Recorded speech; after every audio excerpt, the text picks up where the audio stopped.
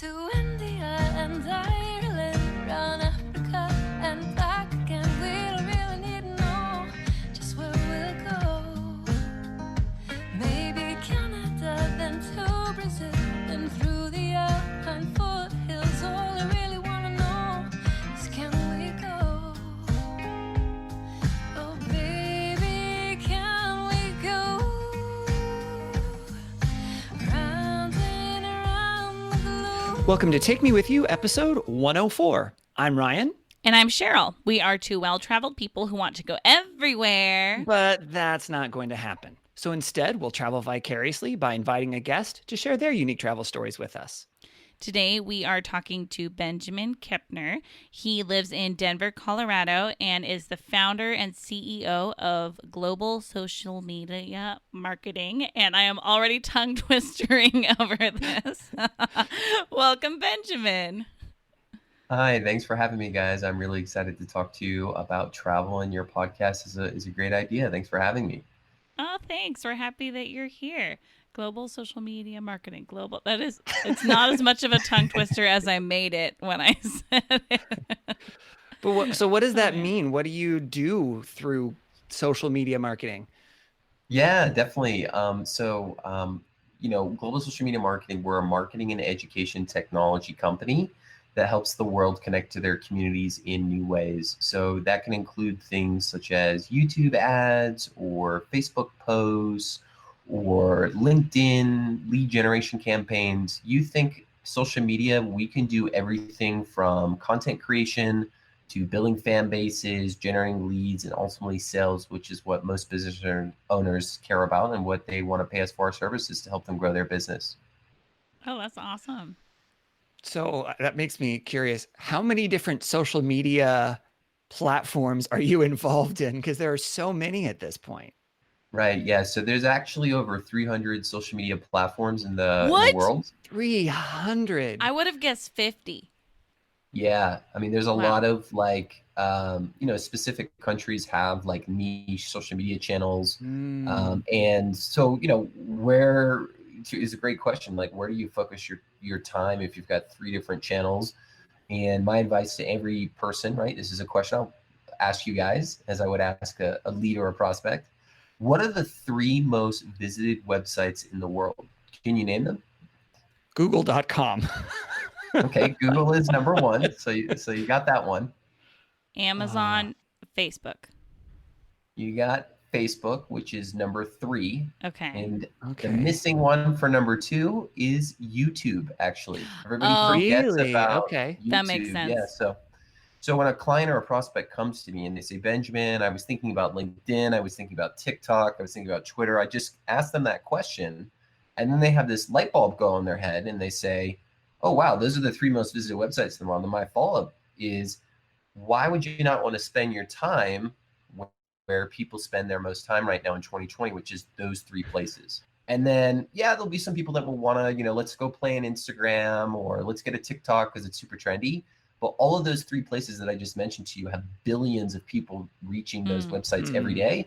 And it would just make sense to be where your audience is, right? And all of those platforms have also been around for a while and they're fully developed with full advertising capabilities. Whereas a lot of these other social media channels, they're kind of still figuring things out right now. Yeah. That's so Wow. interesting. Sounds like you've got a really good space to have started a business in. Yeah, it's definitely, it's been a weird year, 2020, as it has been for everybody. And I think when things happened in March, we saw a lot of our clients kind of cut their budgets. But now I'm kind of seeing a lot of people say, wow, like social media is one of the only ways that I can promote my business now with things being closed and lack of in-person interaction. So it's been a roller coaster ride, but yeah, I've been doing this for about 2.5 years. I've been doing social media for 10 years. So, focusing on what I'm good at, I guess, Yeah, that's awesome. Well, we got 3 questions that we like to ask all of our guests before we dive into your travel story. First one is, why do you travel? Yeah, that's a great question. I would say number 1, travel is just a passion for me that provides happiness. Like, simple answer there. Like, to travel makes me happy. Cool. And what type of traveler are you? I'm definitely a low budget traveler. I don't need first class. I take red eye flights all the time from Denver. Mhm. I also always pack only enough to put on a carry-on, like in a small Mm. carry-on suitcase. I never try to check bags unless I'm staying at a place for a month's time or 3 weeks time. And I also am not one of these people where I'm like unwilling to take a taxi or a bus or a train. Like I will take whatever method of transportation is available that can get me from point A to point B for the cheapest I can. Mm, that's our style, totally. So I think I could share like why I think people should do carry on, but to you, why do you believe in carry on?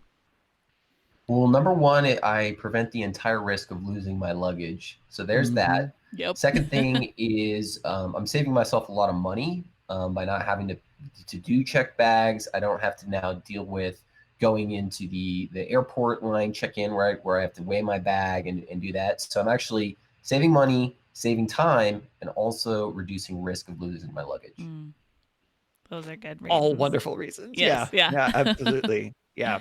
Totally. What would you say is your number one travel tip?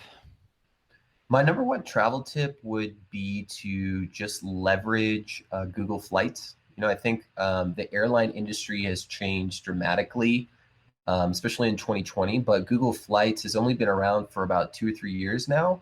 And really, if you think about it, as I kind of just alluded at the beginning of our conversation, right? Google is the most visited website in the world. So naturally, if you're looking for good travel deals, specifically flights, I would recommend that travelers do leverage Google Flights because it's an aggregator of all of the different airlines being put into one place. And generally, I've found that the prices that you're going to find on Google Flights are almost the same as you would go find on the exact airline website, or maybe very slightly, different increase. But there's more flexibility, and obviously it's Google too, so the functionality and the UI of using their Google Flights website is really easy to use. Mm, I'm that's a good big Google advice. fan, so I approve.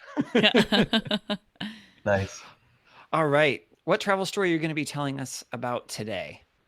Yeah, I'm going to be talking about my favorite place I've traveled in my life, and that's Barcelona, Spain. I actually, for today's podcast, the funny thing is when I was living in Spain, I was living there as an English teacher. Once the school year ended, I actually went to Barcelona 3 times over that summer. So I went once by myself, once with another friend of mine, and then once with my mom. So it was very this place that I've been to multiple times, and a place that I Mm. really enjoy traveling to. It's just a very vibrant city. So where in Spain were you living and teaching? Yeah, so I was living in the northwest of Spain near Portugal on the border, and the most northern tip of Spain, a small place called Xove, Spain, and that's actually spelled Xove, Oh, because in Portuguese, right, the X is pronounced with a sh. So because of the Portuguese influence where I was living, actually, there's three languages there, three official languages. There were Spanish, English, and Gallego. Gallego is a mixture of Spanish and Portuguese. Mm. oh, And so interesting. I was living in this 5,000 person town.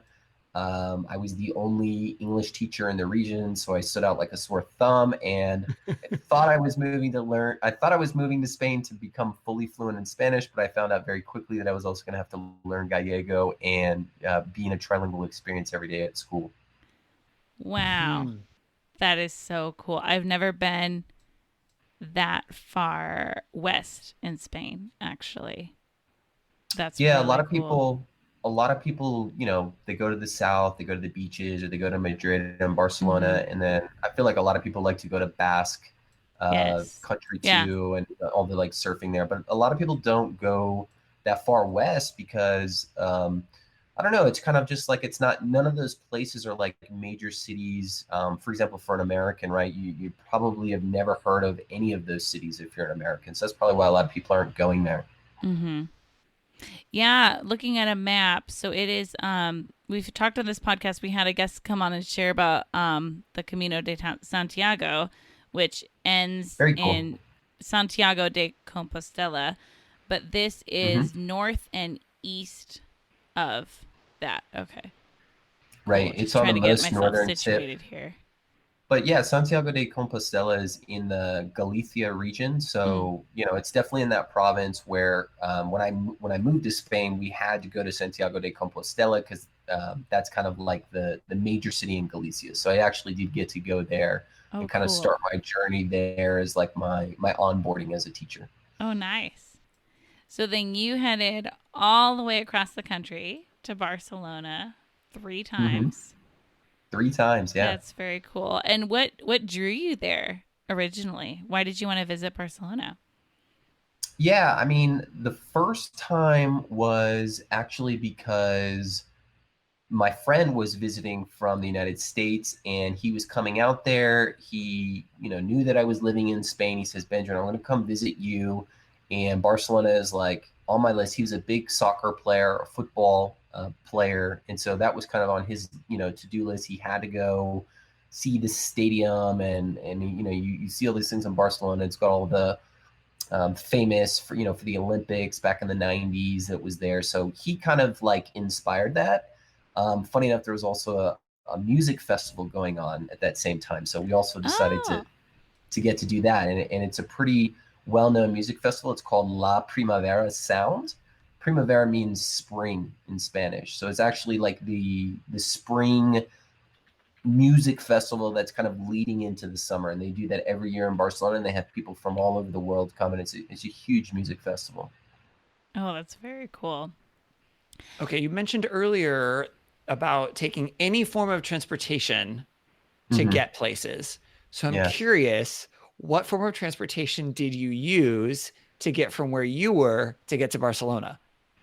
Yeah, so that's a great question. I mean, it was different each time of those 3 different experiences that I went to Barcelona in those last 2 months. So first time I flew to Barcelona from A Coruña, which is in Galicia's region, on like a small flight, and then I took the train from there to into the town or whatever, and that was to meet my buddy. And same thing, kind of going back. The second time, my mother had flown out with my aunt, and my mother is not a person that can just hop on a train and be in all these kind of international methods of transportation. It was very kind of decided. Hey, I'm coming to visit. You're going to pick me up at A Coruña Airport. We're going to go see your small town of Xove. And they were renting a car and we're driving cross country Spain. So that was really cool Oh, because cool. I got to literally go from one side of the country to the other because, if you look at the map, right, Xove's on the complete opposite side of the country.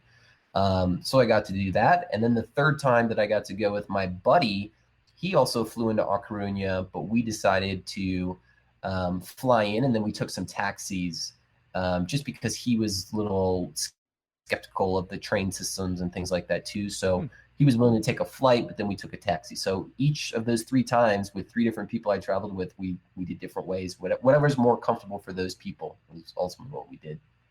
That's so cool. How do those all compare in the length of time it took you? Yeah, so definitely the cross country drive was something where, like, when I was doing it with my mother and aunt, we actually, funny enough, when we were going on their trip, the main reason that they came out was because, well, number one, my father had passed, but number two, my mother, I had surprised her by buying tickets to the Rolling Stones in Madrid. So we actually went from Xove, drove to Madrid and saw the Rolling Stones, and then left my aunt so she could go home, and then we drove to Barcelona. So that was kind of like a mini vacay in itself, right? Like as a road trip is, we Mhm. got to experience other things. But then I had to make that drive back by myself after they all left, and that took me Oh, wow. about 18 to 20 hours. I stopped off in San Ooh. Sebastian just because I was also surfing while I was out there. I wanted to see the surf Oh, cities on fun. the way. Yeah, Nice. so that was really cool. And then like the other experiences that they were pretty quick, like 5-hour flights, hop in a taxi or a train in an hour. You're looking at Mhm. maybe 5-6 hours, but definitely the road trips you're looking at maybe like 18 to 20 plus hours. Yeah. Would you recommend um doing a road trip in Spain? Yeah, definitely. I mean, number one, it's to rent a car is really cheap there. Mm. And the only thing I think is, there's a lot of stick shifts right there because you're getting all these Yeah. cars. So Yep. that was the one issue for me. I didn't have experience driving a stick, but they do have automatics. Funny enough, like if you go to any of the major cities in Spain, they all have to have automatics. But if you're in like a small town where I was, you might only be able to find a stick. And the driving experience was really cool because you get to see the country, right? Like you really get to Yeah. see the landscape, stop off in some, middle of nowhere town. I remember one of my mom's favorite stories was watching these old guys in their 60s and they're drinking wine at 10 a.m. watching the football game. You can't make that stuff up, right? Those are the fun things about doing road trips that I think it just adds another layer to your actual trip, right? It's like a trip within a trip. Yeah. Yeah. That's really cool. That's awesome. So tell us about Barcelona. Like, I would love to hear, especially for someone who spent some time in Spain and knows about the different regions of Spain and what it's like there. What stands out to you about Barcelona? How would you describe like the personality of the city, and what are some major things that you liked about it? Yeah, so I guess I'll just quickly throw back a question on you guys real quick. Have you guys both been to Barcelona ever, or? Cheryl has, I have not. Yes. Okay. Ryan's never been to Spain. I've been there 4 No. times. So sometimes Okay. we joke that this is a Spain podcast because then I have people come on and talk about Spain. So I'm very excited about this. And Okay. Ryan's top city that he would visit in Spain is Barcelona. So Ryan, this Very will be nice. another little nudge for you to get over there. Unless it turns out Benjamin hated it, and then that would be a Right. twist Right, and that's why he ending went for 3 us. times. Yeah, exactly. I hated it so much I went back twice again. So I guess to answer your question, like, what's the personality, number one, of Barcelona? I really think that people from Barcelona have a very good perspective on quality of life in everything, from the food that they eat to spending time with family and friends to having, work is not a priority in Barcelona, right? We know that from having the siesta in Spain, where they have that period of time where they're taking a nap, or they're just, businesses are closed. Also, like, I feel like work there, you've got a lot of elitists where they want to be the best in their professions, but they don't let work overconsume their personal life and enjoying that. Also, I would say the personality is kind of funny enough, like we're all in this call, like Denver and Seattle, right? Those are kind of hipster cities, right? Like kind of progressive. I would associate Barcelona as like a Denver and Seattle, right? It's a lot of younger people, progressive, forward thinking. Funny enough, Barcelona, when I was there, they were even debating with the government that they were going to become their own country. And so they just, they really have this idea that they're almost their own country outside of Spain, and that they want to be known as the region of Catalonia and Catalan, and speaking that language and being very proud of where they come from in Spain, and not being associated with the rest of the country. They want to be known as, I'm from Barcelona, I speak Catalan, and I'm in the Catalonia region. I know how to speak Spanish and all these things, but that's one of the things. Another funny thing about the personality there is, I'm an American. I'm, getting all these different opinions from Spaniards about Spain. And one of the biggest things that I heard over and over again was the comparison between Madrid and Barcelona, right? Because those are the two big cities. That's mainly where all Americans or travelers, for the most part, are going to try to go to those two cities. And the funny thing about hearing it from Spaniards say is, would you rather live in Spain? Would you rather live in Barcelona, or would you rather live in Madrid? And 9 out of 10 times, the answer was always Barcelona because of the sea. You don't have the sea in Madrid. Madrid is like a New York City, busy, hustle. If you can make it there, you can make it anywhere. Whereas Barcelona, they still have that mindset, but you've got the ocean. Like, everybody's out, like, biking. They have the whole BC there, which I think is a whole nother really cool thing about their culture, right? They were actually one of the first cities in Europe to implement an entire ride-sharing biking system. So in every 5 blocks, there's a bike station where you can go rent it and you can drive it from one place in the city to the other. And there's multiple bike stations on all the major touristic attractions. Mm. So for me, that was really cool because I actually went to Amsterdam shortly thereafter. But like in my experience of traveling Europe, there wasn't a lot of cities that were really promoting the biking system, and they were doing that to reduce pollution, reduce traffic, and all that. So that was really cool. So you've got all these things going on. You've got biking. You've also got huge artistic culture there, right? Like Pablo Picasso is from Barcelona. You've also got Gaudí, who is like, notorious for his Parc de Güell garden is like world renowned. The food there is incredible. Like, I mean, all of Spain's food is incredible, but Barcelona has its own flavor. And I think the biggest thing in the personality that stood out to the most, to kind of close the personality, is it's the most international place that I've ever traveled to in my life. I remember getting in a taxi cab and asking them, how many different nationalities are there in Barcelona? And he came back to me and said, there's actually over 90 different nationalities of countries, of people that live in Barcelona. So it's this huge international melting hub of art and culture. You've got the mountains, you've got the ocean, you've got great food.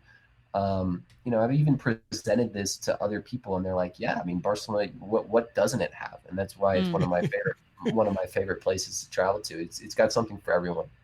I love that. Ryan, are you convinced yet?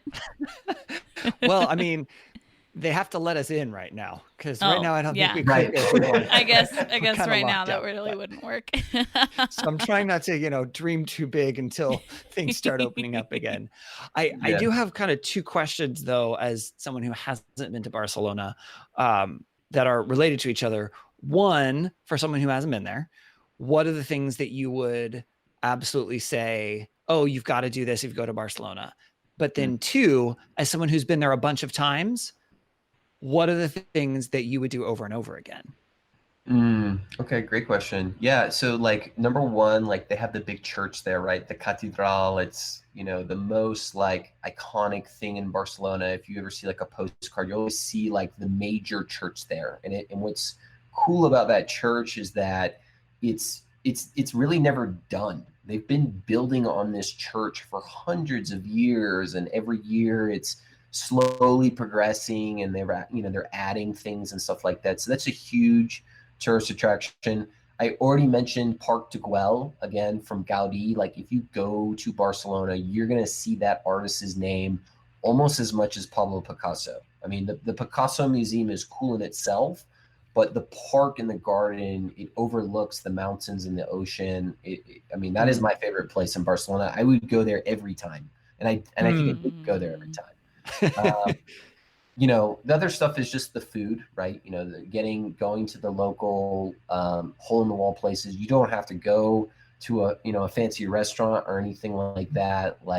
And then the other cool thing that I would mention too is Las Ramblas. And Las Ramblas is kind of, if you can imagine, let's say Las Vegas. Have you guys been to Las Vegas?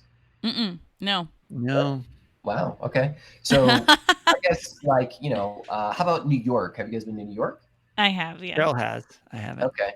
So like Times Square or, the Strip on Las Vegas, right? These are like main streets where everybody's walking down them and there's no cars. So that's what Las Ramblas is in Barcelona. And it actually takes you to the main produce market on that street so that you can get all of the local organic best foods, fresh fish, whatever. And it's really cool because at night, once that stuff closes down, it's kind of just all these street vendors, and there's just a huge hustle and bustle of people moving through that street. And it's called Las Ramblas, and it's a really cool place in Barcelona. Although I think what makes Las Ramblas even better is that there's not like giant electric billboards everywhere. It's just like beautiful buildings instead. And so exactly. I think I enjoy it even more because of that. Yeah, for sure. Have you ventured outside of the city of Barcelona to any like local attractions that are a little further away? Yeah, so funny enough, those first 3 trips was when I was teaching and living in Spain. And then shortly thereafter, I came back and got a job as a international sales manager for a billion-dollar travel company. And they were like, wow, Benjamin has pretty good Spanish. He's been to Spain. And they decided to give me some accounts with Viajes El Corte Inglés. So I actually went back there, and I was with a Spaniard colleague at the time when I was working for the company, and they brought me to Montserrat.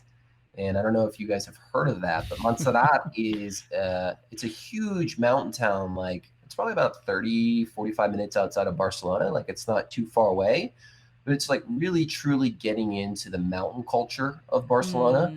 And you know, the thing over there, right, in the mountain culture, I don't know if you've been to like South America or like Colombia, is in a lot of these mountain town regions, there's like this whole like mountain church at the top of the mountain, and they're doing all these, you know, very religious kind of gatherings, or paying, you know, homage to somebody that was famous, or you know, it's just really interesting. And I remember going to Montserrat and being there and just seeing this line of just candles just all the way up to the climb to the mountain, and just thinking like, wow, like what, who's managing this? Like, and then, you know.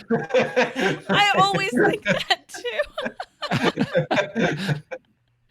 But yeah, Montserrat was a really cool place that was like on the outskirts of Barcelona. So I did get to go out of the city the fourth time I went to Barcelona. Oh, that's so cool. That's neat. Yeah, Montserrat is one that Ryan actually found when he was researching before I last went to Barcelona 2 years ago, and he told me I had to go there. I didn't make it there, but he has since told other guests that they have to go there. Well, it looked cool to me, and then you describe it, and I was like, see, that's exactly why it sounds cool to me. So you would say it is worth the trip out of town to head out to Montserrat? Oh, for sure, yeah. Cool. Because I feel like it gives you two things. It gives you a better understanding of the mountain town people and the feeling there, but then it also really shows you a lot of the culture and, you know, history of the religion in Barcelona, in those mountain towns, that I feel like, you know, that big church I was talking about in the heart of Barcelona, that's more of a touristic thing where people are just trying to get in and out. Whereas Montserrat, it's more of like a, you know, there's less people, not as many people are going to make it there. It's a more kind of serene setting where you're really kind of taking it in and saying, wow, this is something really cultural that I'm experiencing right now. That's so cool. I love it. What do you think, again, having both lived in Spain and also been to Barcelona a bunch of times, what's something that you think people may miss if they weren't being intentional when they go to Barcelona? Yeah, that's a great question. I think that they would probably miss some of the, like, more of the ocean related things, right? So another thing about Barcelona, kind of with the sea, right? Like, there's a lot of people on the beach. Funny enough, there are nude parts of the beach.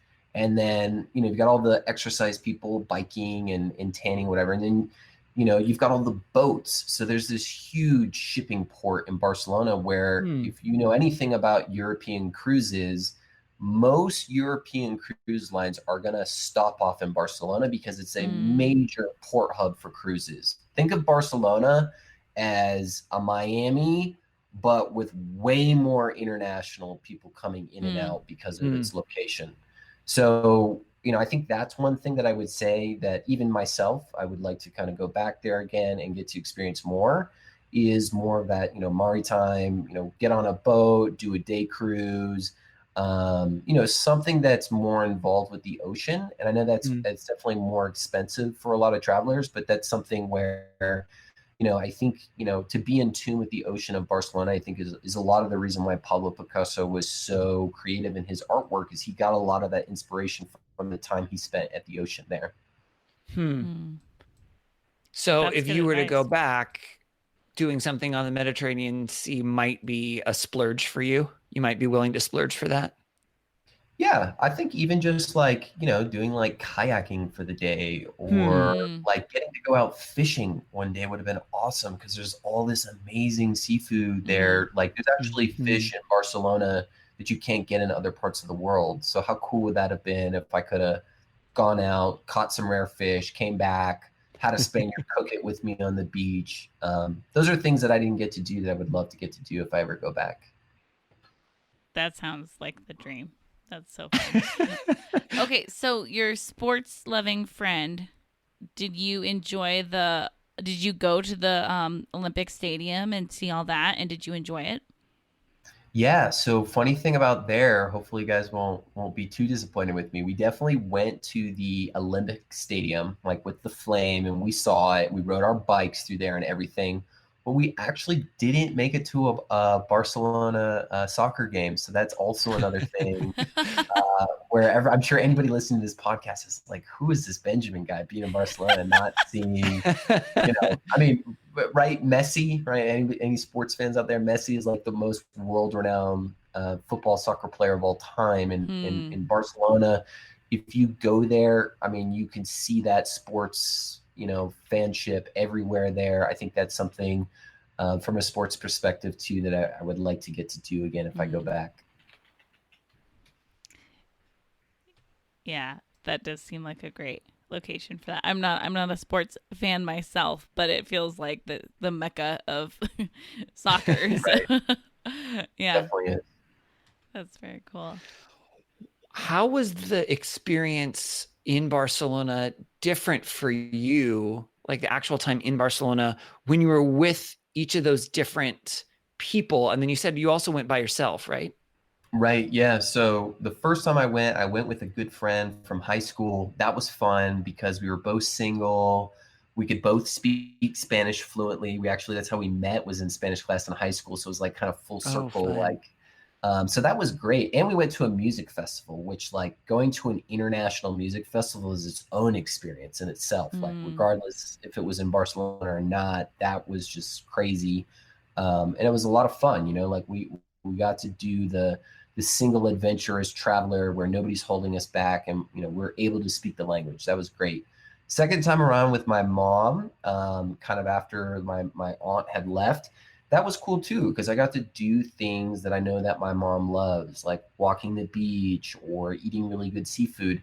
We even went, funny enough, we went to the bottom of the hotel we were staying in, and we asked them for a recommendation. They go, you got to go to this place. It's this world-renowned French chef, and it's I don't know if you guys have ever experienced this, where you don't know what's going to be on the menu, right? And it's kind of just like they're making you the different courses. So I got to experience that. My mom and I died laughing because the whole meal was in French. We didn't understand a single word. And the waiter would just be coming to us and serving us this meal. We'd just be kind of shaking our heads like, okay, yeah, great, that's awesome. And then we would eat it. And we'd be like, we don't know what that was, but it tasted really good. So that was really That's funny. fun. And then with my other friend too, on the food note, we actually went to, I don't know if it still exists in Barcelona, but there was some guy who's a really clever guy. I think maybe either he was blind or somebody in his family was blind. So he created a restaurant concept where you actually go into a room in this restaurant and all the lights are off and you can't see anything. Oh, I've heard of this.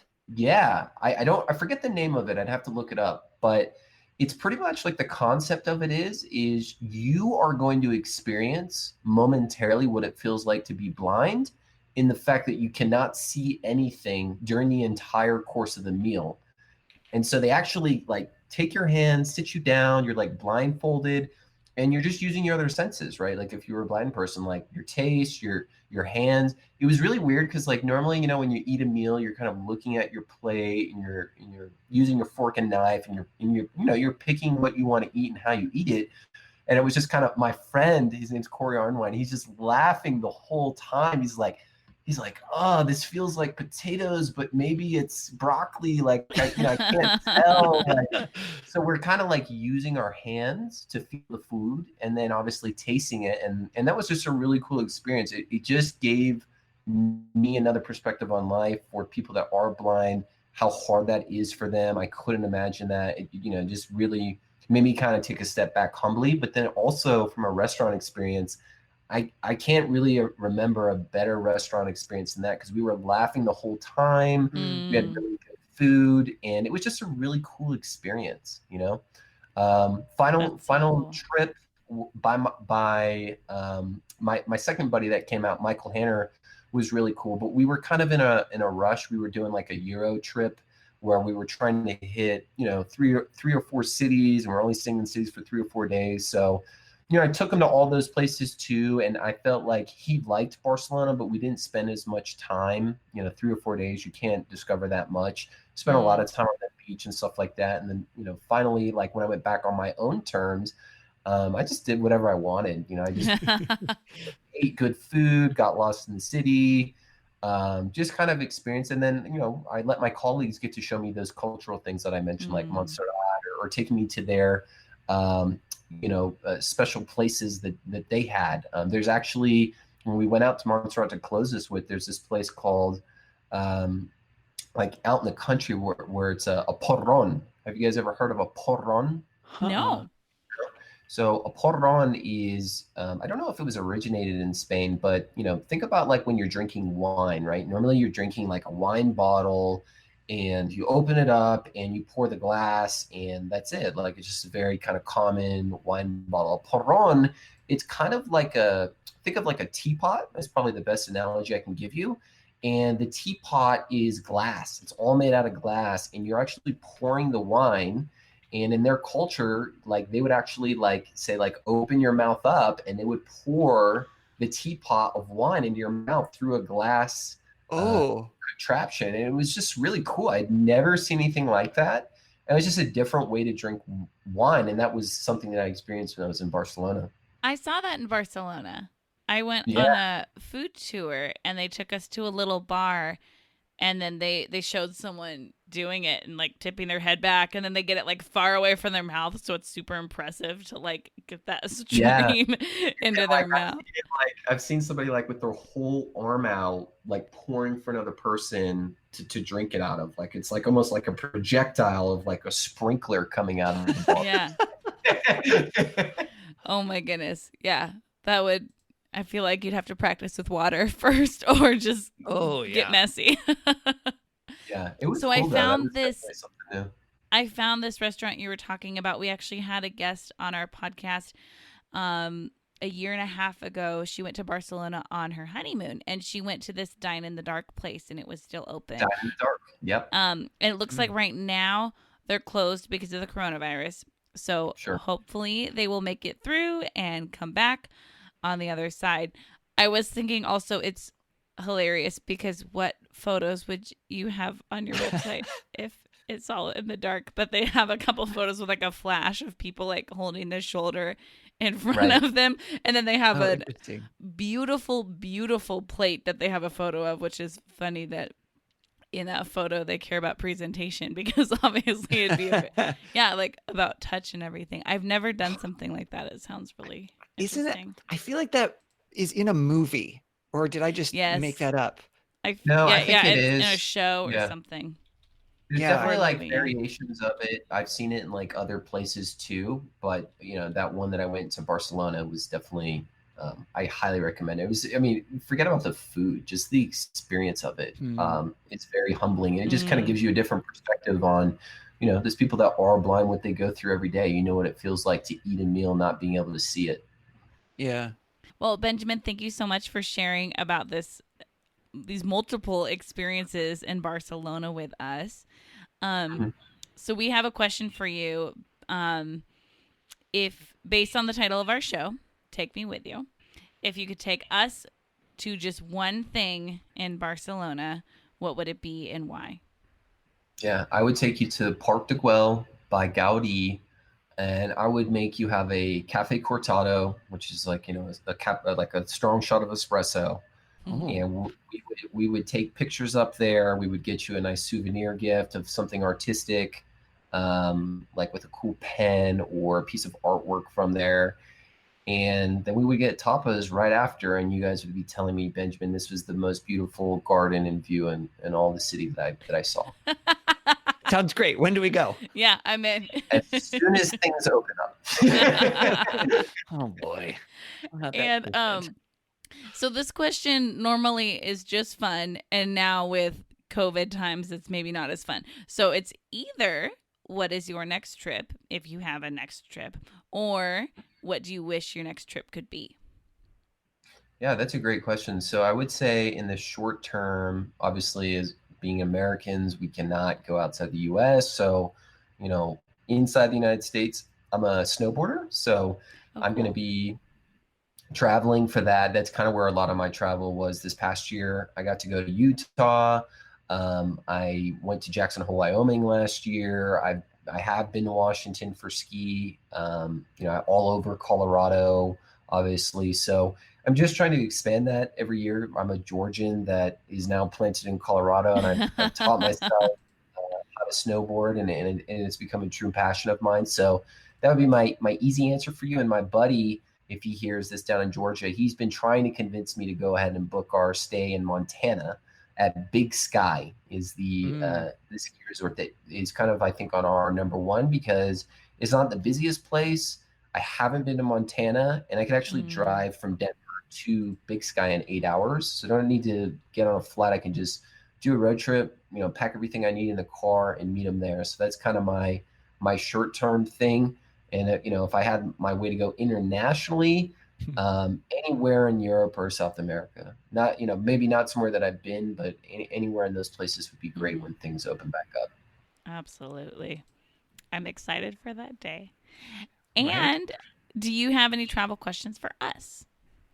Yeah, I'd love to kind of hear about, I know it's hard to ask this question.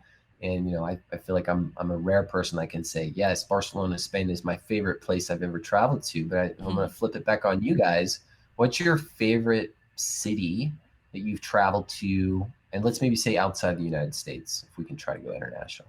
Barcelona is up there for me. Spain is my favorite country, Hmm. but picking a city in Spain is so hard for me. I love Right. Valencia a whole lot. Um, and I loved San Sebastian a lot too. But Barcelona is so good for everything you're describing. I totally agree with. I'm like, yep, that's why it's awesome. So, yeah, one of Cool. those. How about you, Right. Ryan? Yeah, it's hard to pick one because it depends on what I'm evaluating it based on. I mean, so Mm, so there's like three that kind of swirl around my head that I think of. That one is London. There's mm, so much stuff there, and I've been twice, and there's still so much that I still haven't done that I want to do and I want to see. And so I really, really, really enjoyed London. For the exact opposite reason, I love Venice because there are no cars and you just wander around and it's just kind of the ambiance of the whole place. I just think is really chill and exciting, and I enjoy that. And then one that a lot fewer people have ever been to or heard of is actually Ljubljana, Slovenia. okay. Very cool. So it's the capital city in Slovenia. I have a lot of friends who live there. I've been over there a bunch of times. It's actually probably the place that I've been to the most outside of the US. And so I love the city, but what I really love is the people there because there are so Mhm. many people there that I know and that I care about and that I enjoy. And so any chance I get to go see them is definitely something that I like. So one of those Very three. cool. Nice. Yeah. So, and then I'll just add one follow-up question to that Yeah. question is, how did you guys communicate in different languages in these places that you just named, knowing that I would assume you guys don't speak any of those languages, or do you? Mm. I speak some Spanish, and so I try my best with my Spanish. And the last time I went to Spain, I was there for 3 weeks, and didn't I was traveling alone, and so I had to speak a lot more Spanish. So it started increasing a lot, and it made me happy that there were those words tucked in my brain somewhere, and the conjugations and all that. And then it made me sad that that's not a bigger part of my life. Normally, just having Right. this situation where I'm forced to speak another language because I feel like, oh man, I have the capability of being fluent and just am not taking those opportunities right now. Um, I think that's harder, obviously, the smaller the city. So in Barcelona, it felt incredibly easy to also speak English. And then somewhere that's less touristy, that becomes way more difficult to just speak English. Yeah. How Ryan, about you, how Ryan? did you manage in London? Gosh, London was so hard. Yeah, no, that one obviously is easy.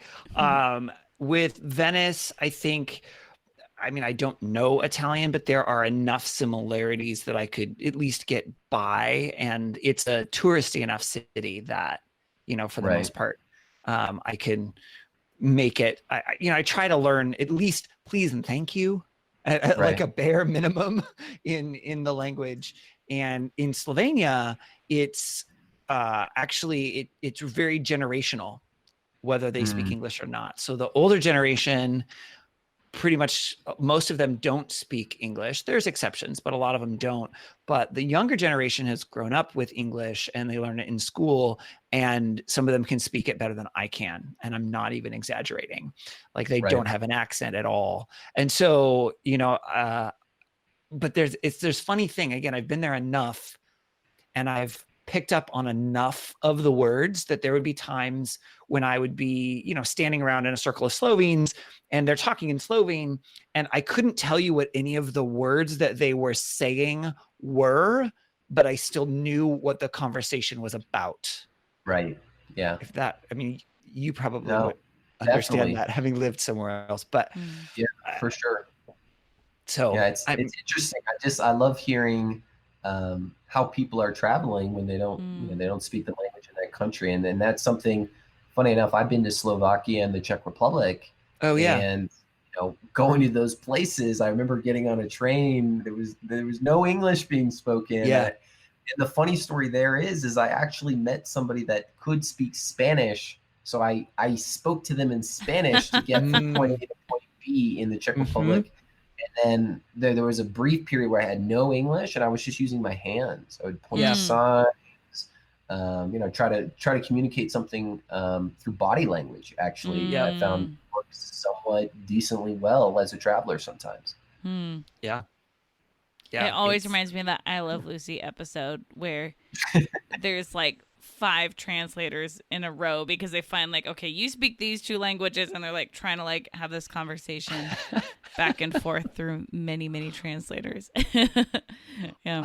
I don't remember that episode. I've seen a it's lot of so them. I don't funny. remember that one. Oh, I love it. And then it, of course, includes her doing like a crazy facial expression. And then each translator also does that Oh, crazy yep. facial Yep. expression. Because how could it not, and I Love Yep. Lucy. So, yeah. Nice. Awesome. We're going to go ahead and transition to the last segment of our podcast called Wish You Were Here. During this segment, each of the 3 of us is going to highlight a travel attraction from the different places that we've been. It's kind of like a little postcard snapshot of a really cool thing we would write home and say, hey, this is really cool. I wish you were here. Benjamin, what would you like to do for your Wish You Were Here? Yes. So I would say there's a place in California that I've been to called Belden Town. And I would shoot people a message from there saying, hey, I wish you were here in Belden Town, California on the Pacific Northwest Trail, experiencing my favorite band, STS9. Nice. Ooh. Have you had that experience? I have had that experience one time in my life. If you can believe it, at a certain point in my career, I drove cross country from Denver to Belden Town with $2,000 of VR equipment, and I was the first music virtual reality demo person at the Wavespell Live Festival in Belden Town, California. It was an amazing experience. Yeah. Oh, funny. That's really cool. Wow. I don't. Nice. $2,000 worth of VR equipment. Yeah, I was, I'm in Denver, right? So, music scene here is really popular in Red Rocks. And there was a scientist that had moved from Chicago to Denver and decided to start his music VR company in Denver. And he founded the company at Burning Man. And, STS9 is a huge part of my life, one of my favorite bands. And they were having a festival. I said, man, this is your audience, man. Will you send me out there if I demo it? And he said, this is a huge risk. I'll build it for you, but I'm not going to pay you to go out there. And I said, I don't care. I'll just demo it for you and go out there. And that's what I did. And I'll never forget that experience. It was one of the best things I ever did in my life. Huh. That's cool. That is a very cool experience. Cheryl, what would you like to do for your Wish You Were Here? So today I'd like to share about the Riverfront Park in Spokane, Washington. So Spokane is on the other side of the state from us, almost in Idaho. And I've been to this park a couple times. I love it. There's some different areas of it, and obviously it's on the river. But they have like a skating area, and in the winter it's like a ice skating section, and they have a pavilion, and then they have a carousel, and they have a sky ride, which I love. The little like gondolas, they call it a sky ride, that you can go, and it goes over the river and over a waterfall, which is very fun to be looking down on a waterfall like that. It's just a really gorgeous park, a really fun area to walk around. So check it out next time you're in Spokane. How about you, Ryan? What's your wish you were here? So I'm going to go out to Austria for mine, and I'm going to talk about, and I'm going to mispronounce it, so I apologize, but Schönbrunn Palace in Austria. And I think in the past we've talked a little bit about Versailles on this podcast and how unimpressed I was, not because Versailles is not impressive, because it is impressive, but because the number of people was oppressive for me, at least when I went. And there were just so many people that were crammed into these tiny rooms that it felt like I couldn't really enjoy it or walk through it, a reasonable pace or anything like that. Well, Schönbrunn Palace is very, very similar to Versailles. It has a very similar style, similar age, and it even has kind of like that Hall of Mirrors type of place and the huge gardens, and way less people. And so if you could only choose to go to one of those two, for me, I would say Schönbrunn Palace in Austria. So that's what I will do for my wish you were here. That's so cool. There's so many things like that in the world that I feel like are ruined by tourists. I mean, speaking as a tourist, I feel like we ruin most things in the world. Yeah.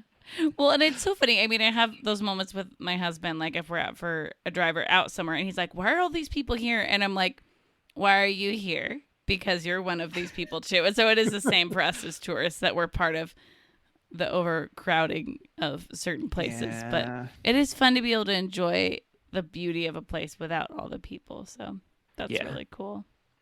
Sure. Well, Benjamin, thank you so much for being on our podcast today. Do you have anything that you would like to plug? Yeah, I'll just give a plug to my company.